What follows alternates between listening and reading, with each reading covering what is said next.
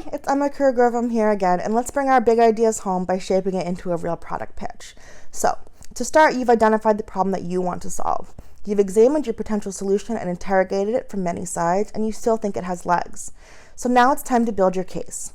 Think back to the pitch guides we reviewed in the first video. If this idea came out of the newsroom and they skipped some of those fields, it's time to go back and fill in some of those gaps. Either way, there are 4 simple steps you can follow to take your idea to the next level. First up, competitive research. This is a fancy way of saying, how is this being handled by others? If your organization has a formalized competitive set, that's a great place to start. If your organization does not have a formalized peer group, just pick some similarly sized news organizations that you think are doing better, about the same, and not quite as well as your newsroom on this particular feature. Collect screenshots and examples. What do their subscription pop-ups look like? How are their navigation menus organized? When do you hit their paywall? What features are included on their author pages? How many ads are there per page on their long-form articles? Also, ask around. You're a journalist, so get back to your reporting roots by reaching out to friends, colleagues, nemesis, peers, and others at other news organizations.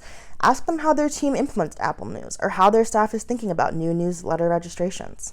Compile your research in a way that is accessible to others in your organization, but also tells the story to put your great idea in the context of the larger media scene. Next, continue those great conversations and collaborate across your company. One of the best things a newsroom leader can do is come to the table with a clear sense of how their idea will not only affect other departments in the company, but confirmation and validation from those departments that they're also in support of this particular idea, solution, or implementation. So reach out, make some new friends on other teams, and bounce your ideas off of them.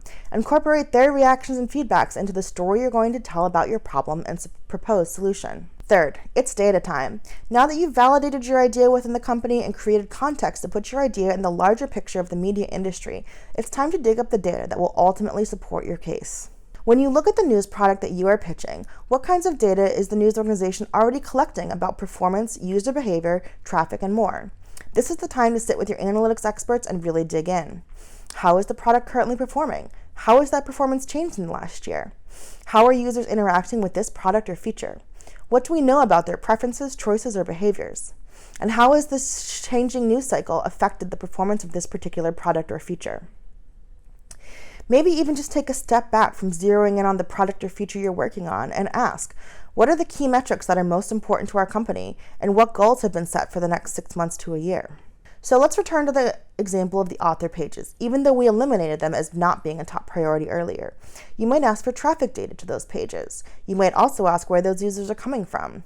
Additionally, you could look at where those users tend to go next after visiting an author page. Similarly, if we turn this model on the long-form template example from earlier, we might ask for data about page completion and ad revenue. We might also ask for a breakdown of how many stories are actually written as long-form pieces. If no data exists for the performance or uses of a particular product or feature, view this as a red flag. Ask if there is a barrier limiting the collection of data or tracking of this behavior. Perhaps in seeking data for your solution, you may actually find a new problem that's a higher priority to solve, generating that data to support your case. Finally, we want to think iteratively about our product solutions and ideas. This means breaking down your blue sky vision for the product, or the largest, fanciest, most tricked out version you could imagine.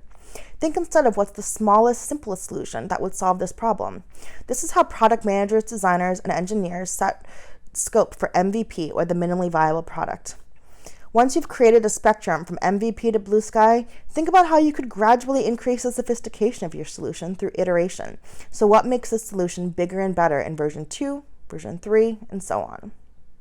So you've gathered all your evidence, your competitive research, your cross-disciplinary validation, your data, and your small, medium, and large suggested solutions. Now it's time to craft your pitch. This is just like writing a story. You want to pull together all of your research data and interviews together, just like you would for an investigation. You want to hook the audience quickly and pique their curiosity. You want to lay out your evidence in a way that is both compelling, succinct, and representative of all the research that you've done. There are many ways to pull together your pitch. Maybe it's a formalized document like the one we shared earlier. Maybe it's in a Dropbox folder with all your assets. Maybe it's a one-pager with a deck of slides for visual cues. Try out different formats and see how you like to best communicate your ideas.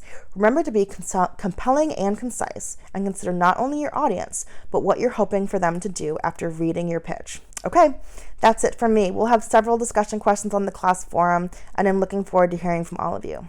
Next week, Becca will cover goal setting.